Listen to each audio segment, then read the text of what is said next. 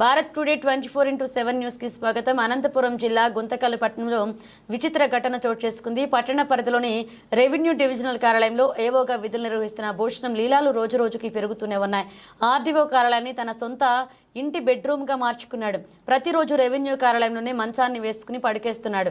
అంతటితో ఆగకుండా రాత్రిపూట ఉద్యోగులు నిర్వహిస్తున్న కార్యాలయ సిబ్బందిని కూడా తాను ఉన్నంత వరకే ఇక్కడ ఉండాలంటూ హుకుం జారీ చేస్తున్నాడు.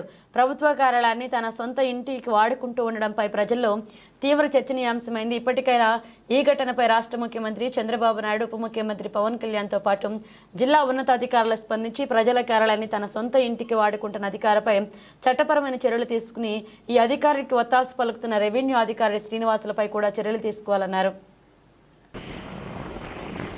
సీనాన్నకి మా నాయన ఫ్రెండ్ వీళ్ళంతా సార్ మేము కాదు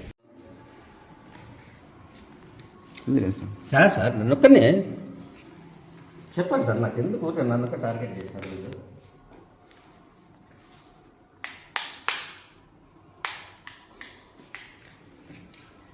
నన్నొక్కనే ఎందుకు టార్గెట్ చేస్తున్నారు చెప్పండి.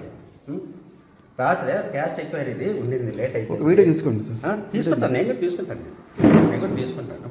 ఒక్కరిని ఎందుకు టార్గెట్ చేస్తాను? నా వల్ల ఎవరికైనా ఎంప్లాయ్ తీసుకోండి సార్. ఎవరికైనా ఒక ఎంప్లాయ్ కానీ ఇబ్బంది ఉందా నా వల్ల? పోనీ మీకేమైనా ఇబ్బంది పెట్టినా, పోనీ ఎవరికైనా కానీ పబ్లిక్ ఏమైనా ఇబ్బంది పెట్టినా చెప్పండి. మీరు తీసుకోండి సార్, వీడియో తీసుకోండి. మీరు చెప్పండి సార్. ఇప్పుడు మీరు ఎవరో చెప్తున్నారు ముందు సార్ వేస్తా అన్నారు. మీరు రండి. ఇప్పుడు నాకు ఇది బాత్రూమ్ చూడండి. నా మీద పర్లేదండి, నేను ప్రాబ్లం. రండి బాత్రూమ్ చూస్తాం. రండి.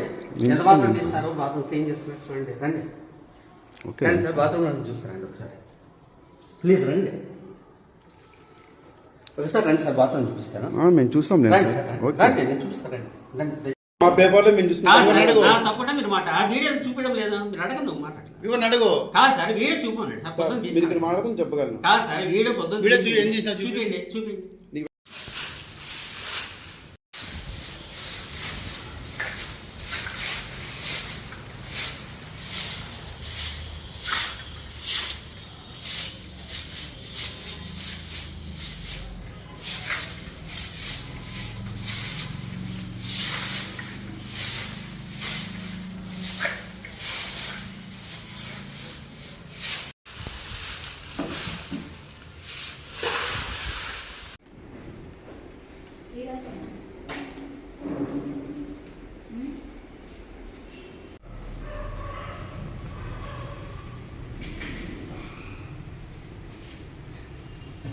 అవి ఫోటో తీస్తున్నావా?